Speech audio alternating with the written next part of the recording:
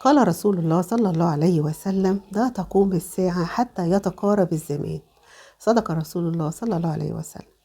السلام عليكم ورحمة الله. بسم الله والصلاة والسلام على رسول الله.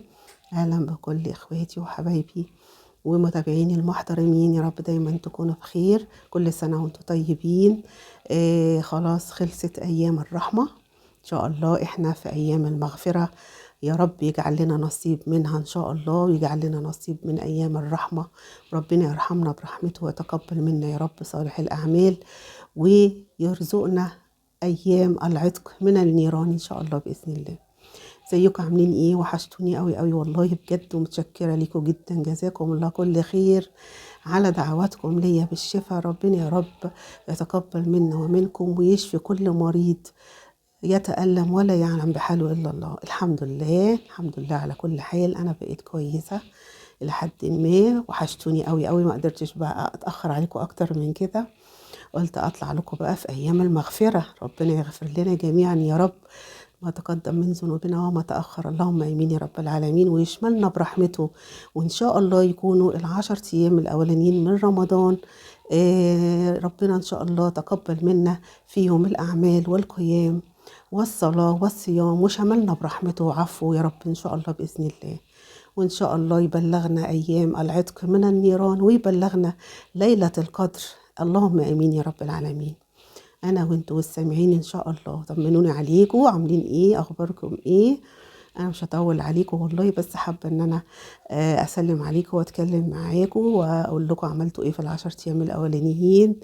ان شاء الله يا رب يكون عدوا عليكم بالخير، وتكونوا ان شاء الله باذن الله من الفايزين بالرحمه ربنا سبحانه وتعالى، انا وانتوا بامر الله والمسلمين اجمعين.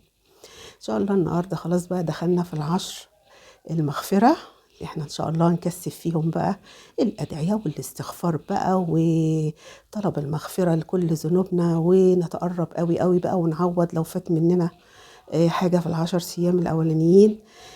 والله يا جماعة انا طول عمري، صلوا على النبي الاول عليه افضل الصلاة والسلام، حبيبي يا رسول الله، طول عمري ما بحبش اخطط والله، ولا بحب اكتب، ولا بحب اقول هعمل ايه. انا يعني بصوا هقول لكم حاجة. الحمد لله الحمد لله، ده تاني رمضان عليا، سبحان الله. يجي عليا من اول يوم تعب.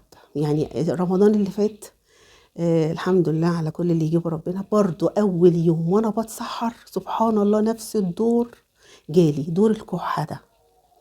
وقضيت برضو حوالي 10 ايام من رمضان او 15 يوم وانا تعبانة جدا، ربنا اللي كان عالم بيا.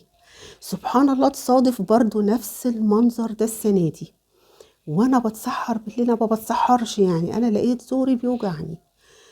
قلت بس انا هيجيلي ايه، برد او كحه.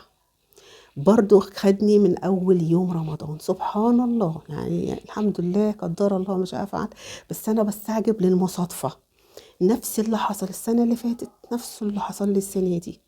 يعني بل بالعكس، السنة دي أنا كنت منظمة نفسي جدا، وعاملة بقى خطط زي ما انتوا شفتوا كده، وقلت بقى لازم الواحد ان هو يعني ده رمضان وما نضيعش ولا وقت فيه، ونظبط نفسنا ونغتنم كل لحظة، ولازم بقى هعمل كذا. والله أنا السنة دي أكتر سنة عملت فيها تفريزات وتوضيبات وتجهيزات. يعني كنت كل سنة بعمل كل حاجة، بس ما كنتش ببقى مهتمية. ولكن عشان انا بطلع اقول لكم الكلام أو يعني اديلكم مثلا نصايح او كده، فبقول لازم اعمل بيها زيهم. انا مش هينفع ان انا اتكلم ان انا طبعا اطلع اقول لكم نعمل كذا كذا كذا كذا وانا ما اعملش معاكم. بس الحمد لله قدر الله ما شاء فعل، وهو المرض ده نصيب. والحمد لله ان ربنا بيفتكرنا برحمته. انا بعتبر ربنا سبحانه وتعالى بيفتكرني برحمته لما بيديني المرض. الحمد لله على كل حال.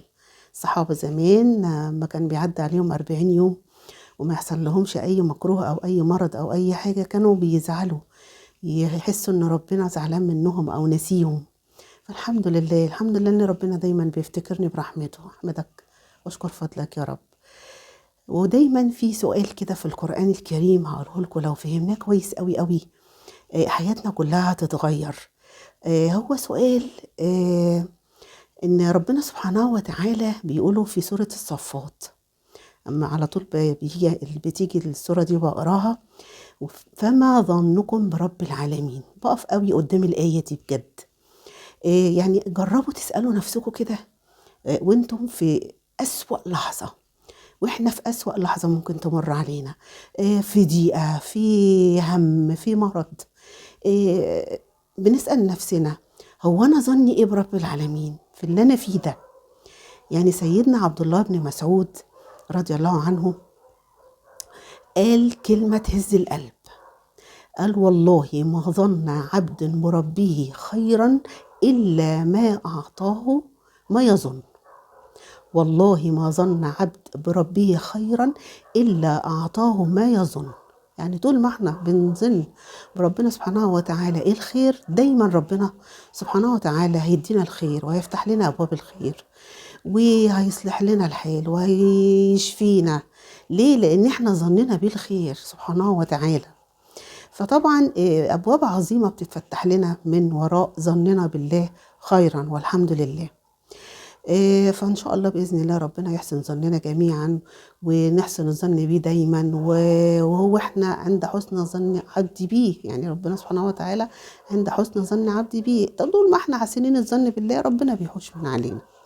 فأنا الحمد لله بحمد ربنا على كل عطاياه، والحمد لله إن هي جت على قد كده، والحمد لله أنا تعبت، والتعب ده أثر معايا في العبادات بتاعتي، لأني بصراحة السنة دي كنت عاملة، يعني مش هقول لكم إيه، كنت يعني كنت هقرا بعد كل فرض 3 أجزاء عشان أختم المصحف مرتين 3 على الأقل، ومرة منهم بتدبر زي ما احنا قلنا. احنا عايزين نطلع من رمضان ب3 حاجات: الصلاة على أوقاتها ونوافلها ورواتبها، وقيام الليل والتهجد والتراويح زي ما قلنا، وقلنا قراءة القرآن والعبادات بتاعتنا، وقراءة القرآن مرة بتدبر.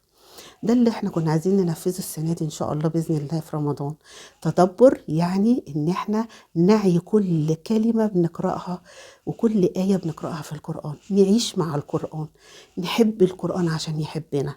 يا جماعة طول ما انتوا بتحبوا القرآن وعايزين تقرأوه هو هيحبكوا وهيخليكوا تقروه. لأني قريت تعليق لواحدة بتقول أنا مش عارفة يعني إيه أقرأ القرآن بتدبر. فيعني بصراحة يعني السؤال ده زعلني قوي قوي. تدبر ده يعني انا هبقى عايشة مع القرآن اللي انا بقراه، عايشة مع السورة، عايشة بشوف ربنا بيقول لي ايه في كلامه، عاوز مني ايه، ايه القصة اللي بتتقال في سورة القرآن ديت، ايه معاني الكلمات، لازم اتدبره، اطلع منه بنتيجة، اطلع منه بمعاني، اطلع منه ربنا عاوز مني ايه، عاوزني التزم بايه، عاوزني اعمل ايه، هو بيحب ايه ده التدبر. فدي طبعا من الحاجات الجميلة اللي نعملها السنة دي، ونطلع بيه جزء كده قراءة تدبر، نفهم كل كلمة بتتقال، كل آية بتتقال، كل طلب بيطلب مننا، كل حكم عاوزه مننا ربنا. فدي أحلى حاجة إن احنا نحب القرآن. طول ما بنحبه هو هيحبنا.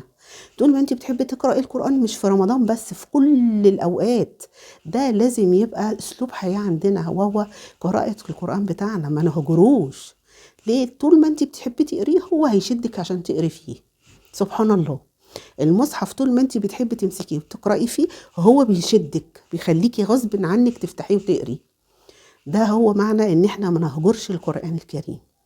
وربنا إن شاء الله بإذن الله يتقبل منا ومنكم صالح الأعمال، وإن شاء الله يبلغنا ليلة القدر عبادة 83 عام على خير، ويعتقنا من النيران. أمين يا رب العالمين. يجعلنا من العتقاء من النيران، ويشملنا برحمته وغفرانه، وإن شاء الله نخرج من رمضان مجبورين الخاطر، مغفورين الذنب، متقبلين عند الله سبحانه وتعالى. يا رب اللهم إنا نظن بك خيرا، غفرانا وثباتا وتوبة وهداية وسعادة ورزقا واسعا وتعويضا وحسن خاتمة يا رب العالمين. اللهم تقبل مني ومنكم صالح الأعمال، وكل سنة وانتم طيبين. وأسفة إني دوشتكم معايا، بس بجد بجد كنت وحشني قوي قوي، وكنت عايزة أشوفكم وأتكلم معاكم وأطمن عليكم كمان. وإن شاء الله ربنا يا رب يتقبل منا ومنكم صالح الأعمال، ويجعلنا من المجبورين، من المغفورين، من المقبولين عند الله سبحانه وتعالى في هذا الشهر الكريم. كل سنة وانتم طيبين، وأشوفكم إن شاء الله على خير. وما تنسونيش من فضل دعائكم. سبحانك اللهم وبحمدك، أشهد أن لا إله إلا أنت، أستغفرك وأتوب إليك. أترككم في رعاية الله. السلام عليكم ورحمة الله وبركاته.